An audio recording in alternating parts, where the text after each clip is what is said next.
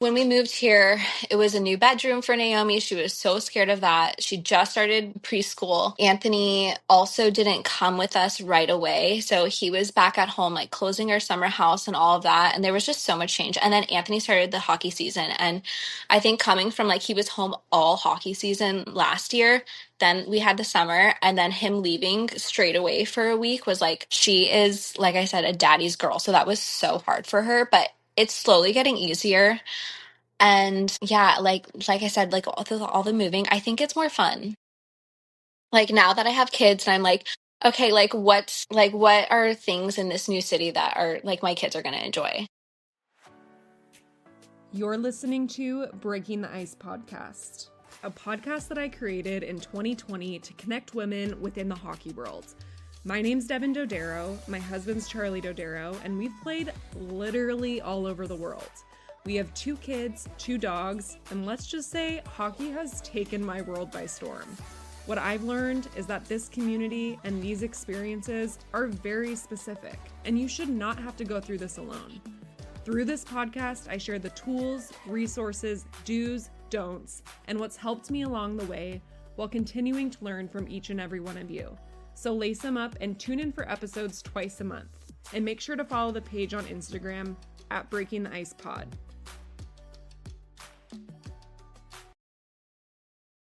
Okay, before we get into today's episode, I have to preface this intro with the fact that I am a hand talker.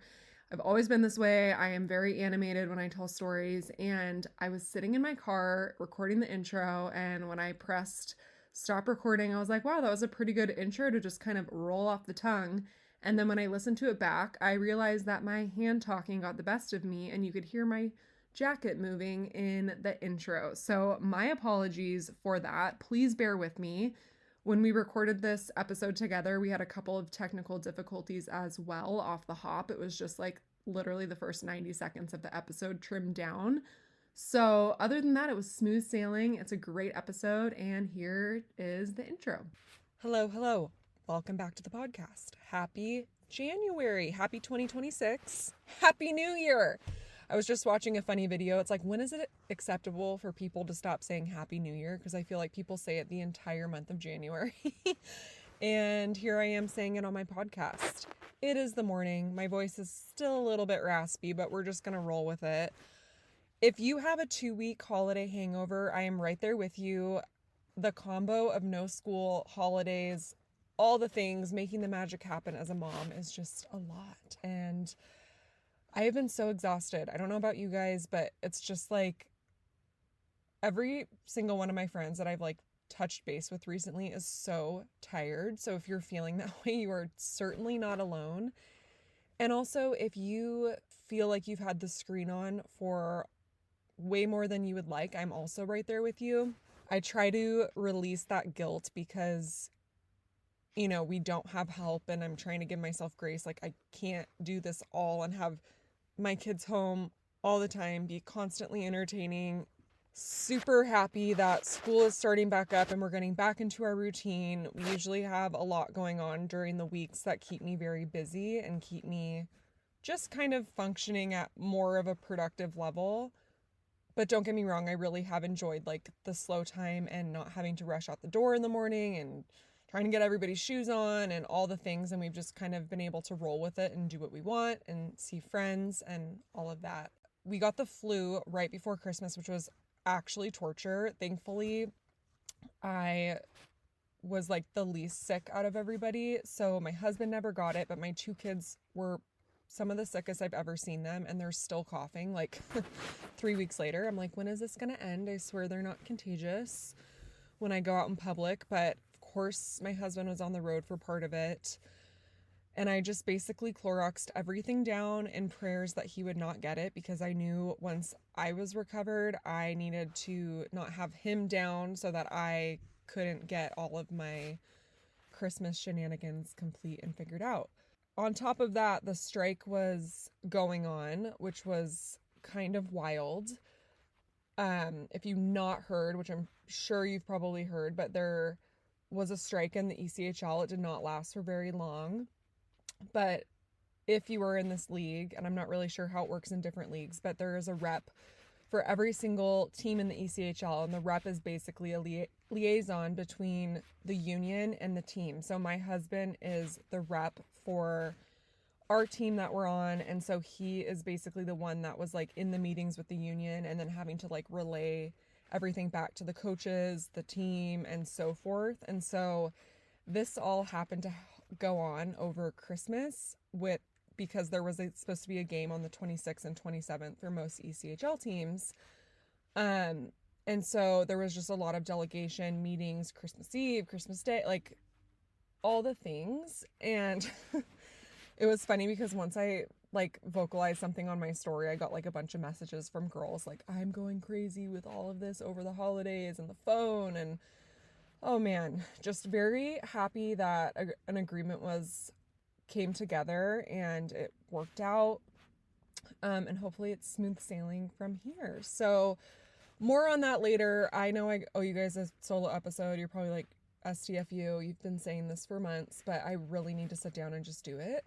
It's been way too long. I think I've been saying that since the summer of like, I need to catch you guys up on how we went from Europe back to North America, then just life in general. So making it a priority, adding it to my calendar, and it's gonna get done. So I also have a couple of episodes that I have scheduled with some people over in Europe, but that also has been a major challenge just because if you don't know, you really only get sometimes not even a whole day off in the ECHL, which is actually something that was just changed, that it's required that a travel day is not considered a day off. So like previously, let's say the team was flying back from Orlando on a Sunday, like that Sunday that they're flying and traveling would be considered the day off, which, you know, if you're super young, well, like that's still a lot even if you're super young, but if you're super young and don't have a family, like meh, whatever, like could have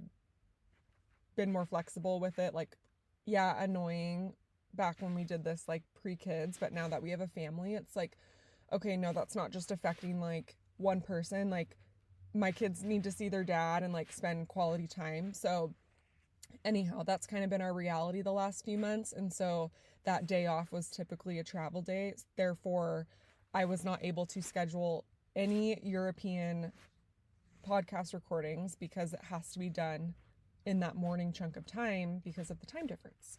So now that we have more days off coming up, I am excited to get some of those on the books for you guys. So I will stop rambling and save it for a solo episode if you care to listen to that. And I am super excited for today's episode with Caitlyn Mantha.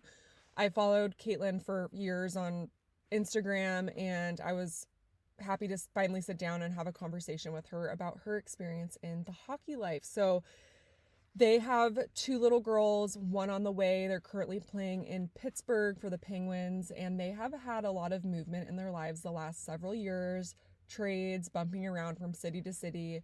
So we get into that. We go back in time to their very first trade together and what that experience was like for each of them together and separately, and how that affected them moving forward. She chats a lot about the foundation of their relationship. We chat about motherhood, handling long road trips, taking time for yourself in this crazy, wild world, and so much more. So thank you for being here. Thank you for listening, and make sure to share this episode, show Caitlyn some love, and I hope you enjoy.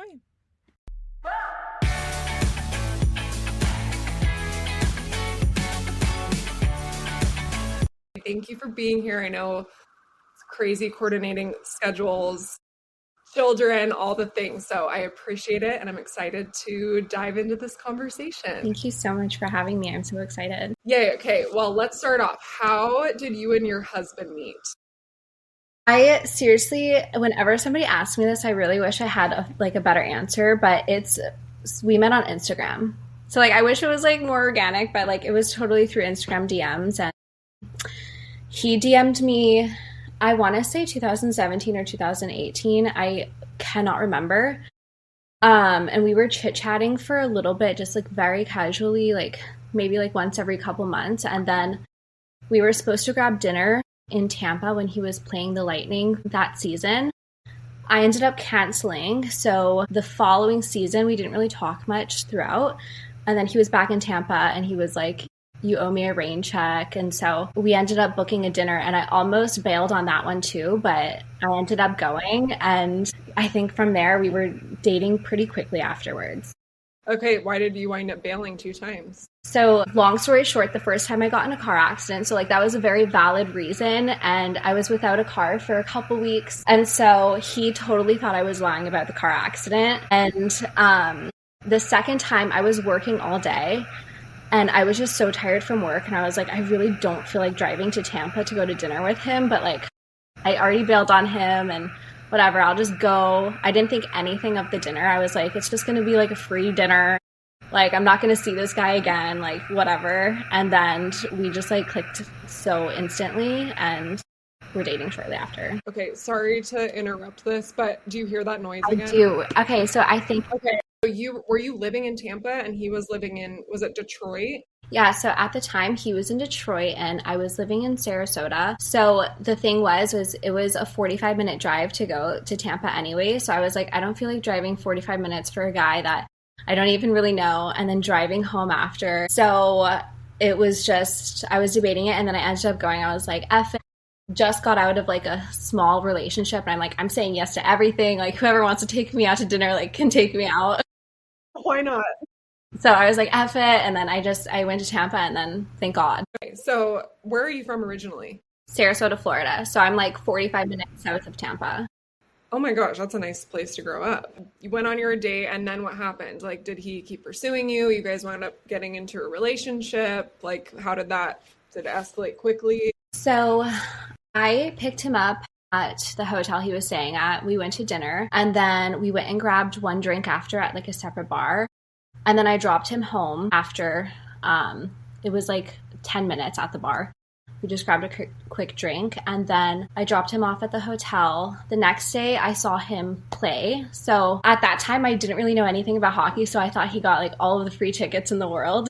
So he invited me to go play, and I was like, okay, well, I'm not going to go alone, so like, can I bring 2 of my friends?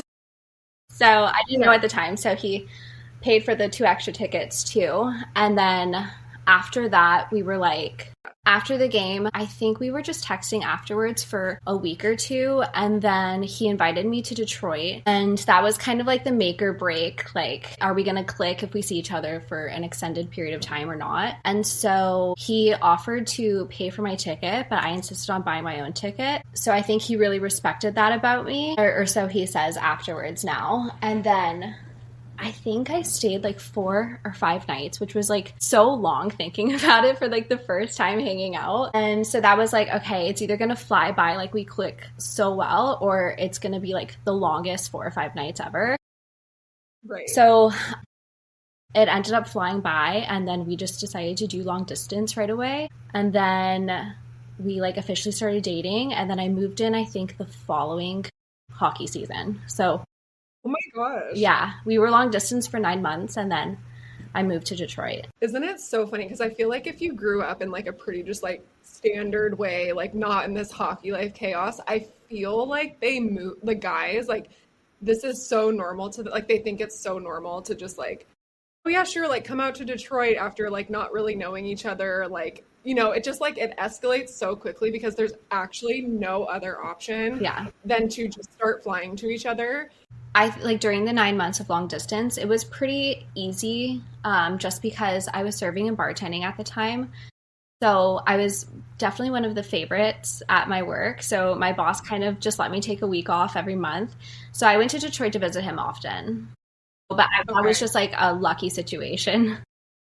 Yeah. So it didn't feel as bad as long distance usually is for other couples. But moving in definitely happened so fast because like the season's long, right? It's like 8 or 9 months. No, it's like 7-ish months.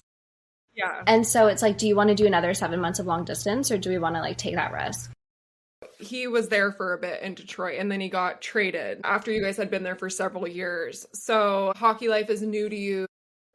Did you know that was a possibility? Did that catch you guys by surprise? Like, how did that all go down? So the trade to Washington was such a surprise because 4 months prior to his trade, he signed a 4-year contract. So once he signed that contract, we bought our dream house in Detroit, and we were renovating it, and we had so many plans for this. So we really thought he was going to be there long term. And I got so attached to the city that we lived in. And I mean, I just didn't even think about trades. Like I just thought this guy, like, he's going to be here a long time. Like, this is going to be our new home. Like, we're going to have like babies here, all of that. And so it just literally wasn't even a thought. And he was so shocked at it. I think because it was his first trade too, he took it a little personally too and was like super defeated about it. But it was just like, it was just sad. But now, like, ever since, we're like, okay, this is a business, like, it is what it is. I think the first trade, it's just such a shock when you aren't expecting it. What did you guys wind up doing with the house? Because I feel like that happens a lot where like people will either buy something or they'll commit to like a long-term lease. It's like, what do you do from there? We got really lucky with the house. So we got it before it even hit market.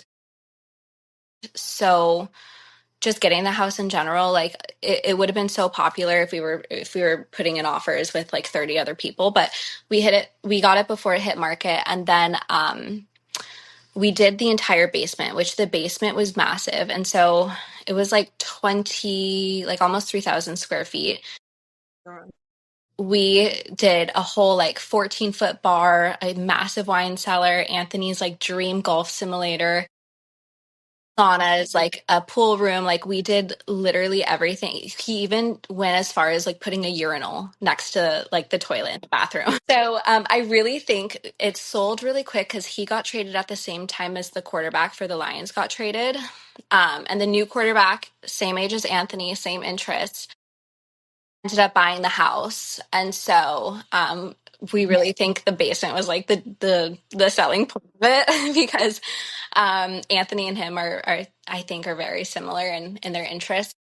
And he ended up buying our entire house fully furnished. So we were like, cool, we don't have to worry about furniture or anything. We ended up getting to DC for like the last like 2 months of the season.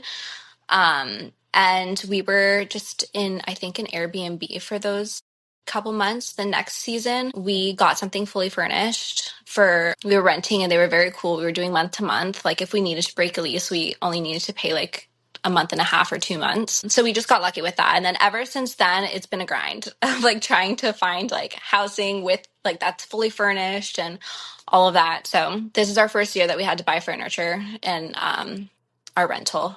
And we're going to get into all that because I know the last few years have been crazy for you guys. Like I obviously follow you on Instagram and I like feel like I know you just like watching your stuff, but I'm like, where are they? Because last year it was like Vegas and then Calgary and then now you guys moved again. So it's like a lot of movement. You guys have kids now, so we'll dive into that. But going back to like that first trade, now onward is like when that kind of starts to happen more frequently for people. Did you have those relationships established in Detroit? It seems like you really liked where you were. How was that then having to like go to a completely new group of people initially after this being like your first taste of the hockey life and being able to be somewhere for a bit of time? I think at first I was really bitter about the trade just because I was so established in Detroit where like I knew my places, I had friends outside of hockey, but it was also so refreshing starting new because I feel like the first season I really struggled with like I grew up in Florida, so like all of my friends, we have the same personalities and like we have the same like humor and interests and being thrown into a room with like 30 girls or like however many girls it is with like from different backgrounds and like humor and like all of these things, it's like really intimidating. So I think I struggled the first year just like adjusting myself to like being around so many different personalities and like worrying like does everybody like me, am I saying too much, like I don't know, it's just so strange. So it's actually refreshing like getting that experience and being like, okay, like I know what I know now about the hockey girls, nothing bad, but like I have so much more knowledge about like how to adjust to like different personalities, so it was just refreshing starting new. You're just kind of like, here you go, this is like the group of people and figure it out. And you just have to, especially the first time, I feel like there's also like kind of a pressure. There's like a mold that you have to kind of fit, or you're not quite sure like what you can say or what you can't say or how to just like navigate those friendships, which obviously then changes as the longer that you're in the lifestyle. You get more comfortable and, kind of Especially after kids, like you just don't care anymore. yeah, exactly. You're like, yeah, I'm done. My filter has Yeah. gone out the window, so we're good. Then we're there for a bit though in Washington. So did you guys wind up? Did you say you rented or did you buy a place there? We were renting. The house was on the market, and then our realtor that the team uses asked if they were willing to rent because it was on the market for a while and it wasn't selling. They were just like very chill. They were like, okay, why not? So we were there for, I don't know, 3.5 seasons in the same house. And then when we had to break the lease, like it was just a super easy Yeah. process. And did you guys spend your off seasons there too, or did you go somewhere else for that? No, the only off season that we have spent outside of Montreal, because that's where we live in the summer, was in Detroit because we just bought our dream home and we wanted to enjoy like the year-long renovations that we were doing. So that house was so special to us. We just wanted to enjoy it for a summer. And then that was the only summer that we spent in that house. So every other summer we're kind of like in the North Shore of Montreal. Okay. Do you speak French? No. I No, think I wish. We've been together so long, I wish I could say yes, but no, it is so hard, Quebec French. yeah. French is hard. It's a hard like because I lived in France. I mean, I know it's different, like the dialect and everything, but it's a tough language to understand. Yeah, we spent the entire COVID in Quebec. So I was thinking, okay, like I'm going to pick up on it. I'm going to be here for so long. Yeah. And I just it's just such gibberish to me. I'm so bad at it. And does your husband speak French? It's his first language. So yeah, but I think everybody that he like his family, his friends, they all speak English. So when they're around me, it took a while for them to adjust for Yeah. sure. But everybody speaks English around me. So it's not, I wish I could speak some French, but I can understand what they're talking about. I can join in on the conversation here and there, but Yeah, you're like, we yeah, know what you're saying. So they speak French to each other, like him and his parents? yes, Okay. yes. His mom especially is like very, very French. Okay, so tell me about what the last few seasons have looked like for you guys. Anthony got traded to Vegas. So we were also in Vegas for 2 months, and it was like the funnest I've ever had in hockey season. Honestly, I was like 6 months pregnant and I did more in 2 months than I did on like any other team in my entire like years of hockey. Love So that. that was really fun to experience. They didn't make it far in playoffs that year. I think it was just for the first round. And then after that, Anthony signed a 1 year with Calgary. And so him signing a 1 year, that was kind of his like prove it year to sign a long-term contract afterwards. And at the beginning of the season, he tore his ACL. So that was like the first season that we dealt like with he was home all season. I was also freshly postpartum. So I was dealing with like 2 under 2 and then like his injury. So Yeah. it was definitely hectic, but also kind of like nice that he was home to at some point help out after a little bit of recovery, but also just to experience that with somebody else and I don't know, 2 and 2 is like insane. But Yes. And you have another one on the way. yeah, I'm gonna be I don't know if it's technically 3 under 3 because my oldest will be like 3.5 or something when Okay. this one comes, or if it's 3 under 4, but 3 under 3. yeah, 3 under 3. I'm here for it. I'm Yeah. gonna join that club soon. Oh So my gosh. Okay. I have always said, I'm like, because I did 2 under 2 also. And I'm like, those that do 3 under 3 are a special kind of person because once you do 2 under 2, it's a lot. Well, that was one of my main questions for you. I mean, I feel like we're kind of jumping all over, but that's okay. I feel like I have so many things I want to ask. But like, how are you going to support yourself and set yourself up to feel supported having 3 young children? Because it is a lot. You can still have the most supportive husband in the world, but you have such a crazy schedule, the unpredictability. You have little kids that are kind of like needing something from you all the time, especially at such a young age. So, like, knowing what you know now, third time around, like, are you doing anything in particular to like set that up for yourself so it's I'm actually the worst at planning these kind of things. I'm so like, I'm just gonna deal with it when it happens. Like, I know it's gonna be chaos, and I know it's gonna be chaos for a couple of years, but I'm just so like roll with it. And I feel like I'm the calm parent. Like, I can handle chaos. I can handle all kids screaming at once, and I can handle it with like grace. It overwhelms Anthony for sure. But me, there's definitely times where I get overstimulated, and I'm gonna expect to get overstimulated, especially because Vivi, my 1-year-old, is so attached to me. Like, Naomi has always been like daddy's girl, and Vivi is like, she can smell if I'm in the house. Like, I swear, she will throw chaos if she's not in my arms. So that's what I'm a little nervous for, is like the Vivi and this baby Yeah. age gap. But Naomi, I'm so excited to see her as a big sister at this age. And so I don't know. I'm just going to deal with it whenever it happens. Am I going to set it myself up for success? I'm going to be postpartum in the summer, so Anthony's definitely not going to be golfing as much as he wants to. He's gonna have to cut ties with that So once a month. yeah.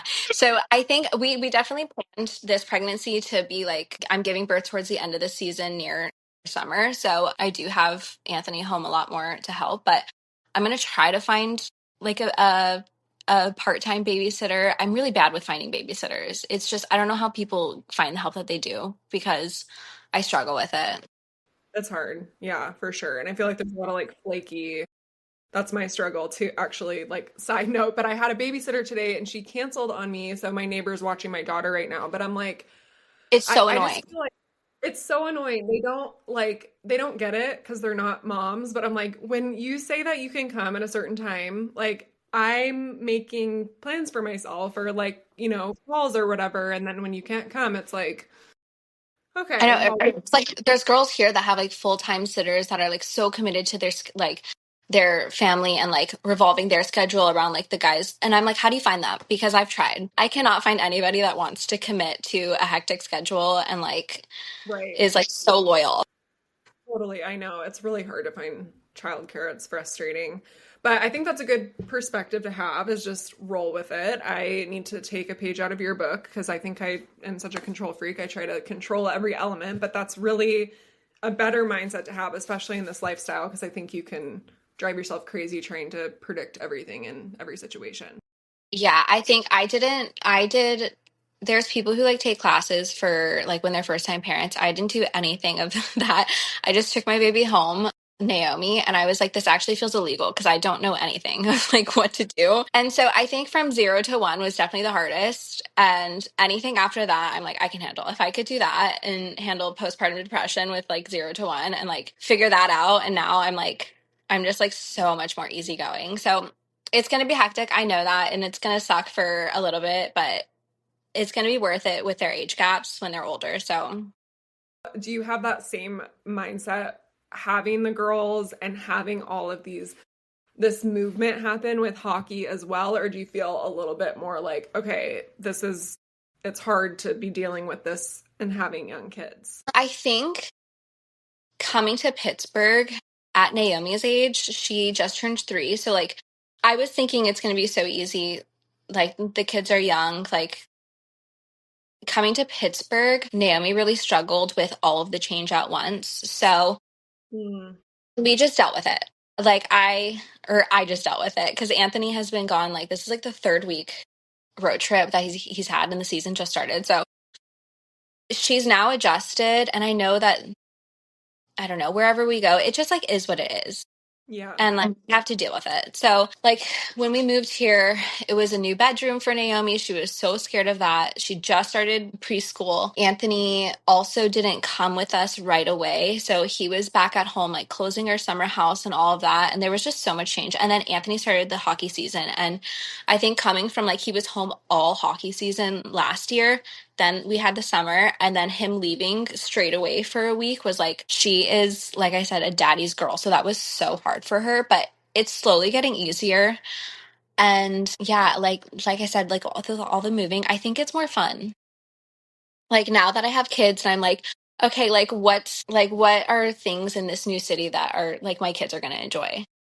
So Yeah. I don't know. I'm just thinking more so of like okay, it's a new experience. Like not everybody gets to move around and like have these experiences. So like let's make the most of it.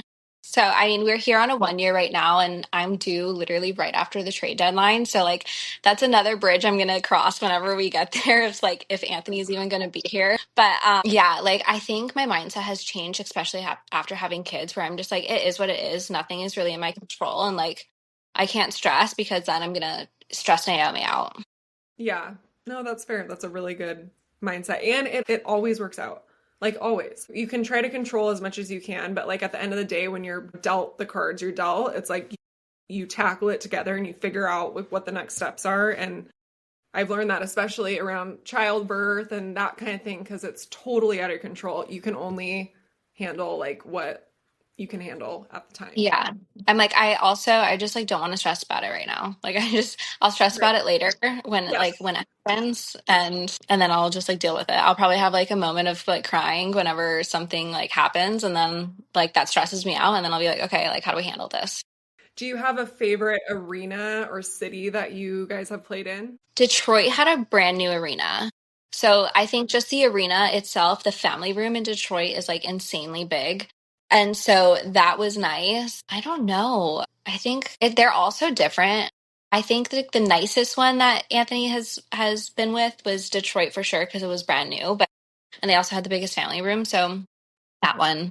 Yeah, that's fair. Everybody has their favorite. So this is something like I'm readjusting to in North America, but in Europe, the road trips were very short, like because you're playing in the same country and the countries are a lot smaller. So you would go maybe for like a day or 2 days max, and then they would come back. And I always had people like writing in on the check-ins, going on 2 weeks solo with my kids and all the things. And I'm like readjusting to that. I'm like, oh, when I did this last time, I did not have children, and you were kind of like, you still experience like that loneliness kind of and like wanting your partner there.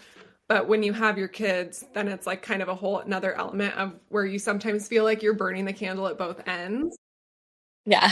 doing everything and pouring in all these cups, and it's like long days. So when he gets back and he gets back into town, like dad mode's on. Obviously, he's very tired. I think they all come back exhausted after those Not long wanting to runs. do anything and I'm like, okay, like let's do this. Let's go. Which can be frustrating. People do not talk about that, by the way, because they want to be like, oh, my husband's so helpful. Yes, they're all helpful, but they're tired. Their bodies are tired. Like, can this just be a normalized thing? Like, they come back, they're wiped. We're wiped in a different way. How do you make sure that you're getting what you need so that you can recharge for the next road trip? Because they're coming in hot. Like, still think my mind is just mush right now because he started the season a week road trip, came back for a couple days, another week road trip, came back for like 2 days, and now he's in Sweden for a week for the global series. So this third time around, I'm like, okay, I actually need backup. I need my mom to come. I'm actually going insane, and it's just like. And what Anthony doesn't get, and I feel like a lot of husbands don't get, is like, even if I have a babysitter here, it's not like I'm chilling. Like, I'm still around the girls like this the girls still want me. I'm still playing with them. I'm just having somebody here helping me. So like I'm still in mom mode even if I have a babysitter here. I'm still like doing things that the girls need and stuff like they're just replacing you. Like so I'm still like 100% me as a mom like but like a babysitter here is just like somebody else helping me dodge the girls. So what do I need to recharge? Like a second. Like that's literally it. I need him to do bedtime and for me to just like rot. Like that's all I need. Cause I'm also like super hands on. So like even if I have time to relax, I'm still like, no, I'll do this or like Same. I don't know. I It's have a like hard I wish I could nap, but like I can't nap. Yeah, I know. I'm the same. It's so hard to like turn that off. I think because you're used to constantly like, being on and like doing 150. Okay, got the store list. I got to do these returns. I got to pick up, school. Da, da, da. Like it's so much that when you actually have a second, you're like, what do I even do with myself right now? Like, Yeah. I like well, I just dropped Naomi's nap and like so she was going to bed at like 9:30 or like sometimes 10 o'clock with her nap. And so I was like, okay, like I need to drop it. So now she goes to bed at 7. And now when she goes to bed at 7, I'm like, I have all of this time to myself. Like that's when I feel recharged is her going to bed at 7. yes, early bedtime for the win. But yeah, I mean, when he gets home, like he definitely is hands-on.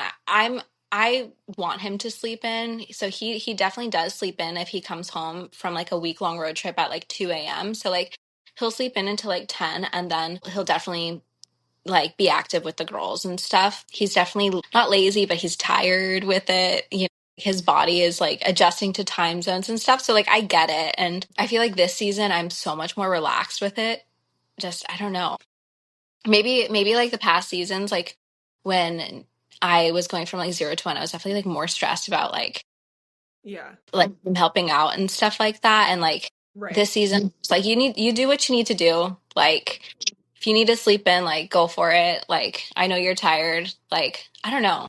That's funny. I actually can relate to that so much because I feel like I used to be like, you're not sleeping in, like you're getting up.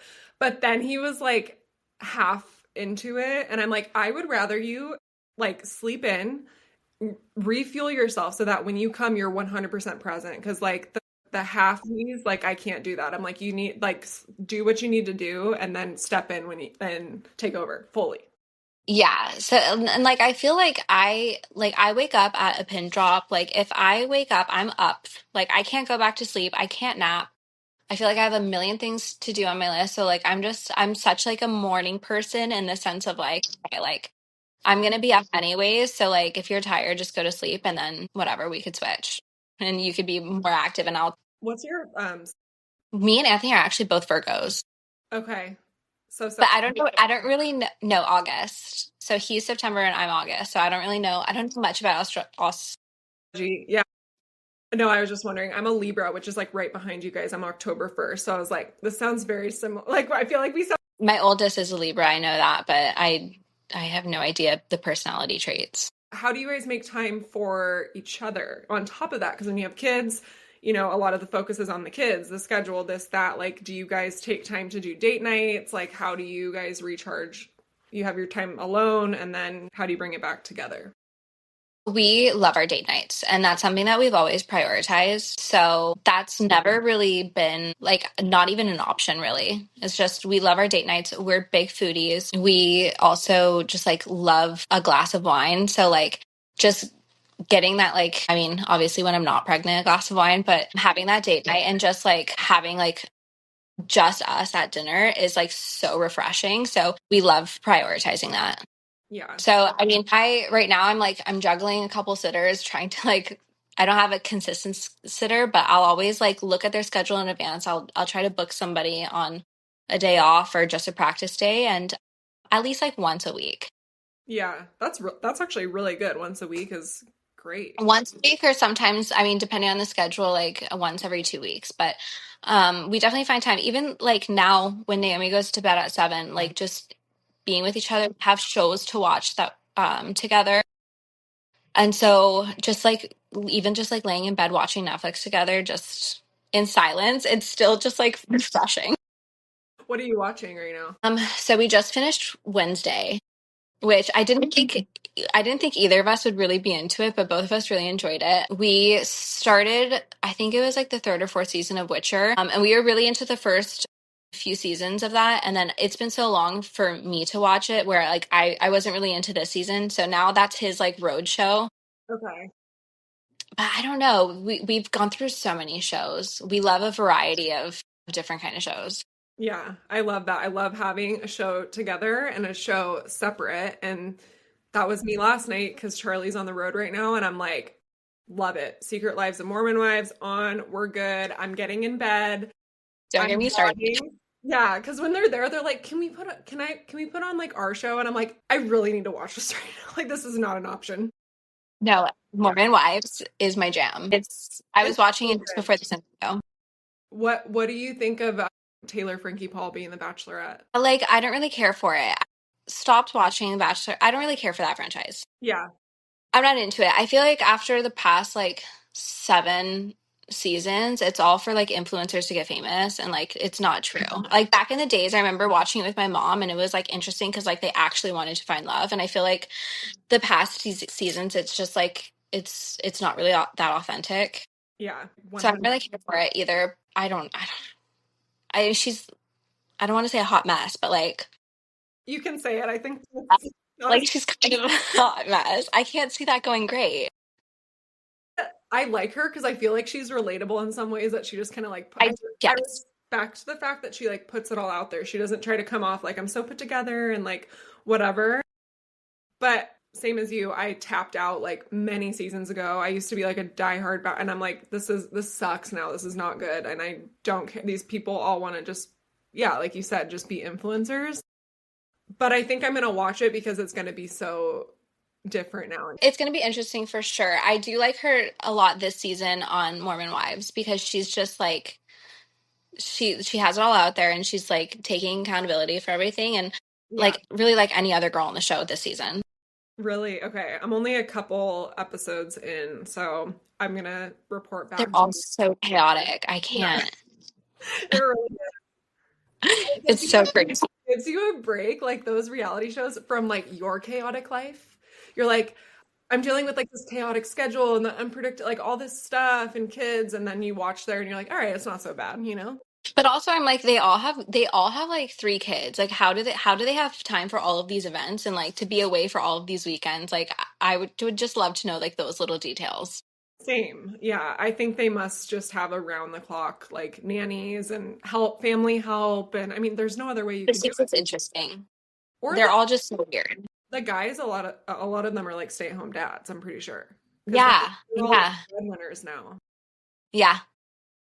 I would love to Yeah, hear I think a couple of episodes in, you'll see like I feel like even the dads are strange this season. I'm like, I can't take this dad talk versus mom talk thing anymore. Like dad talk is so strange to me. they're trying to make something they're left out. They want to be in Like the in dad this talk meetings, like no, I can't. yeah.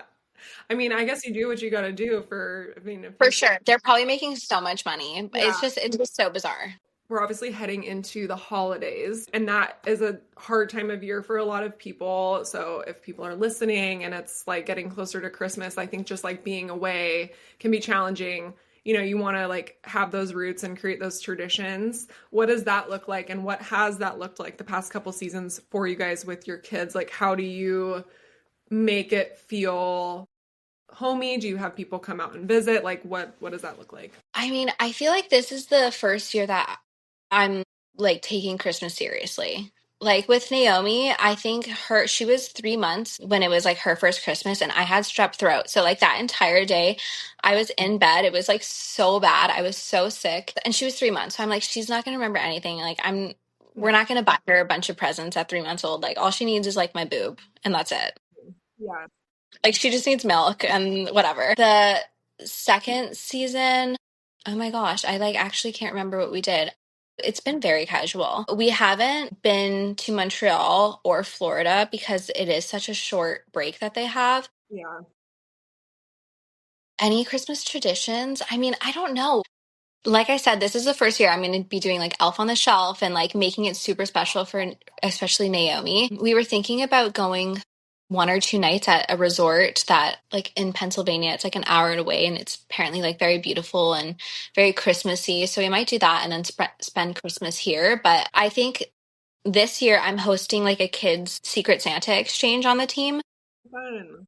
So I hired a local Santa to come and surprise the kids I love and like have them tell him like their Christmas list and like just I don't know him read a book to the kids and stuff like that. So he's gonna come at some point during the kids gift exchange. But that's pretty much it. I like we're definitely gonna make it more special on Christmas Day this year. Now that she's so much more aware, I'm like debating if I want to do Elf on the Shelf this year or wait till next year. But I don't know. I might do it this year.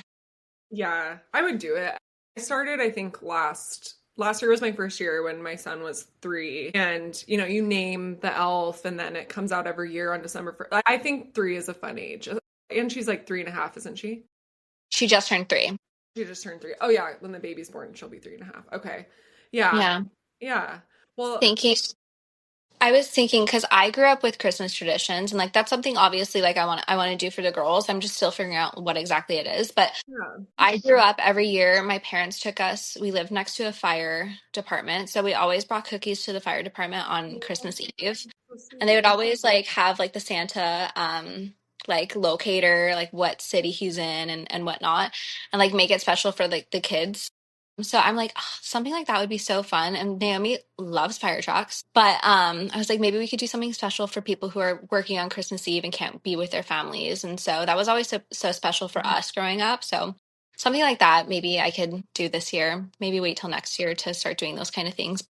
That's so sweet that that's like the first thing you said. I love that. And that's, yeah, that's so true. There's so many people that are like away from their families. And if you can just do one thing, and it's a good thing to teach your kids too, to makes you appreciate that you Yeah. do have that opportunity to all be And together. like as kids, I didn't think anything of it, but I feel like it's such a good lesson as you get older to Yeah. just have them think that people are thinking of them and stuff like that. Yeah, for sure. It is interesting. Like once you become a mom, you're like, oh, like the ball's in my court to create all these traditions. Now, like I need to figure out what works for us and like, It really is all on me this year because Anthony grew up in his family never took Christmas seriously, and my family took it very seriously. So he didn't like really grow up in like the huge Christmas spirit that like yeah, I did. thing. So that's definitely something that he'll adjust to for sure. He's gonna be just as surprised as the kids on Christmas morning. And it's also so worth it now, like just seeing their reactions and how excited that like we literally have the capability, like you said, of like making their Christmas joy. Yep. Yeah.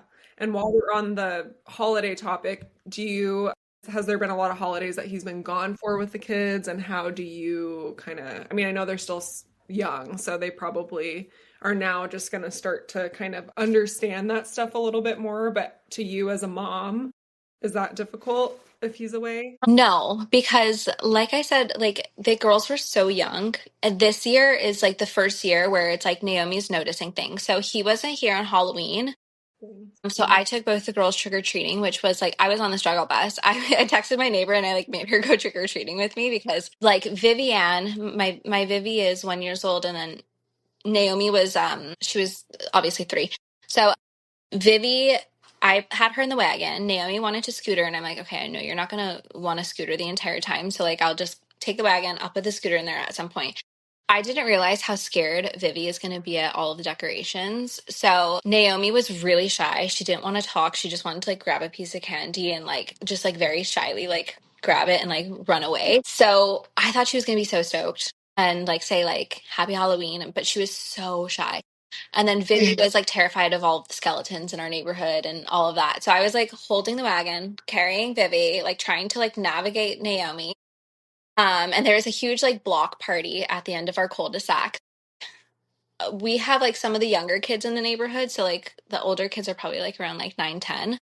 And like all of those parents were just like holding their espresso martinis and just like chilling while like their kids were playing in the cul-de-sac. And I'm like, one day I'll be you. But like right now I'm struggling.